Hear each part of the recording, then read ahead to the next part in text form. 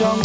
នៅចិនចង់ឲ្យអូនគៀកកាយណែបមិនកណ្ដាលរីត្រីយុគងងិនទាំងដៃទាំងជើងយើងឡើងស្ពឹងអូនថាស្ពឹកអនឲ្យសរសៃចង់ឲ្យបងជាអ្នកកាយខៃចង់ឲ្យរូបបងចាប់សរសៃចាប់ពីក្រោយណាចរណៃចង់ឲ្យអូននៅចិនបងស្នេហានេះវាក៏ទំនងអូនធ្វើឲ្យបងលងនួនអងសំរោះនឹងស្នាមញញឹមណាមានស្ងួនមានចង់ឲ្យបងនេះឡើងទៅជន់លើអូនចង់ឲ្យបងនេះឡើងទៅធ្វើកុំឲ្យកងហាលនៅវារងកើ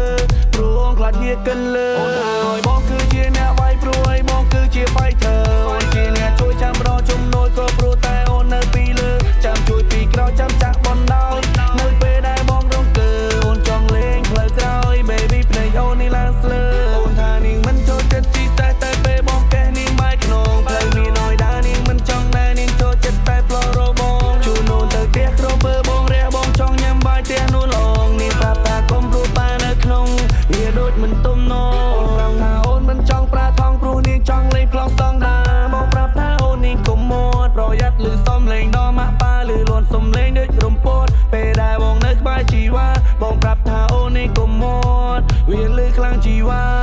ចង់